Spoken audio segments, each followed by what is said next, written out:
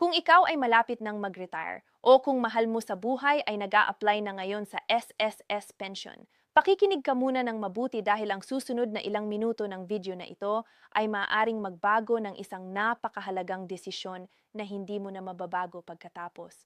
Maraming retirees ang pumili ng mali at nagsisi pagkatapos, hindi dahil bobo sila, kundi dahil walang nagpaliwanag sa kanila ng maayos bago pumirma. At ayaw kong mangyari iyon sa'yo o sa iyong pamilya. Kaya naman nandito tayo ngayon. Manatili kang nanonood dahil ibibigay ko sa iyo ang buong larawan ng dalawang pagpipilian sa SSS Retirement Pension. At pagkatapos nito, alam mo na kung alin ang talagang tama para sa iyong sitwasyon. At kung nakatulong sa iyo ang ganitong klase ng content, i-like mo na ang video na ito ngayon at i-subscribe sa ating channel. Dahil palagi kaming nagbibigay ng practical na impormasyon tungkol sa SSS, pera at retirement na kailangan ng bawat Pilipino. Magsimula tayo sa simula. Kapag nag-apply ka ng retirement pension sa SSS, may dalawang pangunahing pagpipilian ka. Una ay ang tinatawag na 18 months advanced pension at ang pangalawa ay ang regular monthly pension. Sa regular monthly pension, simple lang. Kapag na-approve ang iyong aplikasyon, magsisimula ang buwan ng bayad mula sa SSS. Buwan-buwan, tuloy-tuloy, hanggang sa huli. Walang komplikasyon, walang waiting period, tuloy-tuloy ang pagpasok ng pera sa iyong account o sa padala every month. Ito ang mas pamilyar sa marami at ito rin ang mas simple na pagpipilian. Pero ang 18 months advance pension, ibang usapan na yon. Kung pipiliin mo ito, ang mangyayari ay kukwentuhin ng SSS ang iyong buwanang pensyon, i-multiply nila iyon sa 18 at ibibigay sa iyo ang buong halaga ng isang bagsakan bilang isang malaking lump sum amount. Halimbawa, kung ang iyong monthly pension ay 10,000, ang makukuha mong lump sum ay magiging 180,000 agad. Sa isang bagsakan, sa isang swipe. Oo, malaki iyon at nakaka-excite pakinggan. Kaya naman maraming retirees ang agad na pumipili dito kapag nalaman nila ang opsyong ito. Sino ba naman ang hindi maaaliw sa makakita ng malaking halaga ng pera na napupunta sa iyo ng lahat sa iisang araw? Ngunit narito ang parte na hindi palaging malinaw na naipapaliwanag sa mga aplikante. Kapag tinanggap mo na ang lump sum na iyon, ang iyong regular monthly pension ay titigil. Hindi ka makakatanggap ng kahit isang pisong pensyon mula sa SSS sa loob ng 18 buwan. Zero, wala. Blanko ang iyong account mula sa SSS sa buong panahon ng advanced period na iyon. At ang muling pagsisimula ng iyong buwanang pensyon ay mangyayari lamang sa ika-19 na buwan pagkatapos na ma-approve ang iyong advanced pension. Kaya kung na-approve ang iyong application noong Enero, ang susunod na buwanang pensyon mo mula sa SSS ay darating pa lamang sa ika-19 na buwan, ibig sabihin ay sa Hulyo ng susunod na taon. Mahaba iyon. At para sa maraming seniors, sobrang haba. Ngayon, naiintindihan ko na ang iniisip mo. Baka sabihin mo, sige naman, malaki naman ang natanggap ko ng isang bagsakan, kaya mag-iipon na lang ako doon at gagamitin ko ito buwan-buwan sa loob ng 18 buwan. Sa papel, tama. Sa teorya, posible. Pero ang realidad ng buhay ng karamihan sa ating mga seniors ay ibang-iba. At ito ang tunay na kwento na kailangang marinig ng lahat. Pakinggan mo ito. Ang isang lola na nakatanggap ng malaking lump sum mula sa SSS ay masaya sa simula. Binayaran niya ang utang, tinulungan ang anak na may karamdaman, nagpadala sa probinsya, nagpagawa ng bahagya sa bahay. Ang lahat ng ito ay hindi masamang intensyon. Ang lahat ng ito ay pag-ibig sa pamilya at responsibilidad bilang magulang at lolo at lola. Pero pagdating ng ika-5 buwan, ika-6 na buwan, ang lump sum ay mabilis na nauubos at nagsisimula ng mag-alala. Walang papasok na pera mula sa SSS.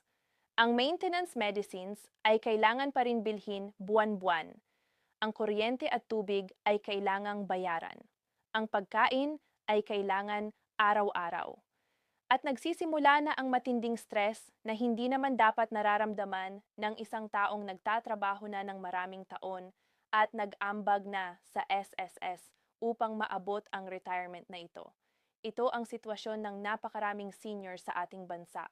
At ang pinakamasakit na parte, ay ang katotohanan na kapag na-approve na ang advanced pension at tinanggap na ang lump sum, hindi mo na ito mababago. Permanent ang back-out, walang cancellation. Kaya naman ang desisyong ito ay isa sa mga pinakaseryosong financial decisions na gagawin mo sa iyong buhay bilang retiree. At kailangan itong pag-isipang mabuti, hindi ng isang gabi lamang, hindi sa presyur ng pamilya o kakilala, kundi sa malinaw na pag-unawa sa iyong sariling sitwasyon.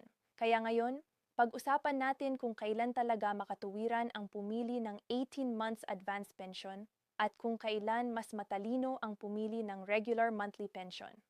Ang advanced pension ay maaaring magandang pagpipilian para sa iyo kung mayroon kang konkretong plano kung saan gagamitin ang lump sum upang kumita ng patuloy na kita. Halimbawa, kung mayroon kang tindahan na gustong palawakin, kung mayroon kang property na plano mong paupahan, at mayroon ka nang nakaset-up na income stream mula roon. O kung mayroon kang maliit na negosyo na talagang kumikita at ang kailangan lamang nito ay puhunan upang lumago pa.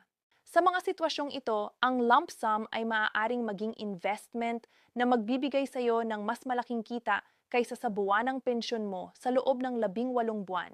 Dito lang nagiging matalino ang pagpili ng advance pension kapag may malinaw at praktikal na plano ang pera.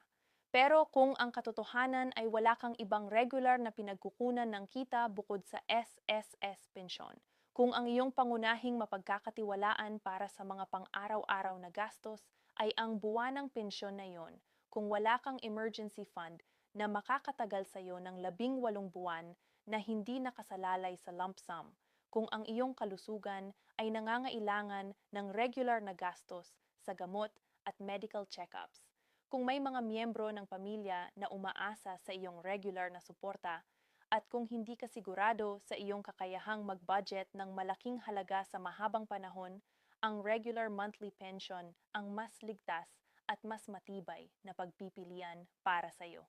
Hindi ito ang duwag na pagpipilian. Ito ang matalinong pagpipilian ng isang taong nagmamahal sa kanyang sarili at sa kanyang pamilya. Gusto ko ring banggitin ang isang bagay na madalas na hindi napapag-usapan. Ang inflation o ang patuloy na pagtaas ng presyo ng mga bilihin ay isang realidad na nakakaapekto sa lahat ng seniors. Ang 180,000 piso na mukhang malaki ngayon ay maaaring mabilis na maging maliit pagdating ng ika-12 buwan kapag ang kuryente, pagkain, gamot at ibang pangunahing pangangailangan ay patuloy na nagtataas ng presyo. Ang regular na buwanang pensyon naman ay isang guaranteed na income na darating sa iyo buwan-buwan ng walang tigil at ito ay napakahalaga ng seguridad para sa isang taong nasa retirement na. Mayroon din itong emosyonal na aspeto na kailangan nating kilalanin. Ang retirement ay dapat na panahon ng pahinga at kasiyahan pagkatapos ng matagal na pagtatrabaho. Hindi ito dapat maging panahon ng stress, pag-aalala, o pakikiusap sa pamilya para may mapagkukunan ng pera. Kapag regular ang pagpasok ng iyong buwanang pensyon, mas madali ang pamamahala ng budget, mas malaki ang iyong sense of independence, at mas maayos ang iyong mental at emosyonal na kalusugan. At bilang senior, ang kapayapaan ng isip ay hindi basta-basta mahahalaga. Bago ako magtapos, nais ko ring ipaalala sa lahat ng nanonood na bago pumirma ng kahit anong dokumento sa SSS, huwag mahiyang magtanong. Pumunta sa pinakamalapit na SSS branch, makipag-usap sa isang customer service representative, at humingi ng malinaw na paliwanag ng lahat ng option. Maaari ka ring magdala ng kapamilya o kaibigan na tutulong sa iyo na pag-aralan ang mga detalye. Ang mga SSS representatives ay naroroon upang tulungan kayo at ang pagtatanong ay hindi kahihiyan. Ang hindi pagtatanong at ang pagsisisi pagkatapos ay mas masakit. Kung hindi ka pa nakapag-apply ngayon at ikaw ay malapit ng mag-retire, simulan na itong pag-aralan ngayon. Kalkulahin ang iyong buwanang gastos. Suriin kung mayroon kang ibang pinagkukunan ng kita. Pag-usapan ito sa iyong asawa o sa iyong mga anak. At pumili ng may kaalaman at may kumpiyansa, hindi sa pressure o sa excitement ng malaking numero. At ngayon, gusto kong marinig ang iyong kwento. Mayroon ka bang kakilala o kamag-anak na pumili ng advanced pension? Ano ang nangyari pagkatapos? O ikaw mismo ay kasalukuyang nag-iisip pa lang kung alin ang pipiliin? I-share mo ang iyong karanasan o tanong sa comment section dito sa baba dahil ang iyong kwento ay maaaring makatulong sa isa pang tao na kasalukuyang nag-iisip ng parehong desisyon. Maraming seniors ang nagbabasa ng mga comments at ang isang simpleng kwento mula sa iyo ay maaaring maging gabay nila. And kung sa tingin mo ay kapaki-pakinabang ang video na ito, i-share mo ito sa iyong mga kaibigan, kamag-anak, at sa iyong mga grupo sa social media, lalo na sa mga malapit ng mag-retire o kasalukuyang nag-a-apply ng SSS pension. Maaari kang maging dahilan kung bakit sila makakagawa ng tamang desisyon para sa kanilang kinabukasan.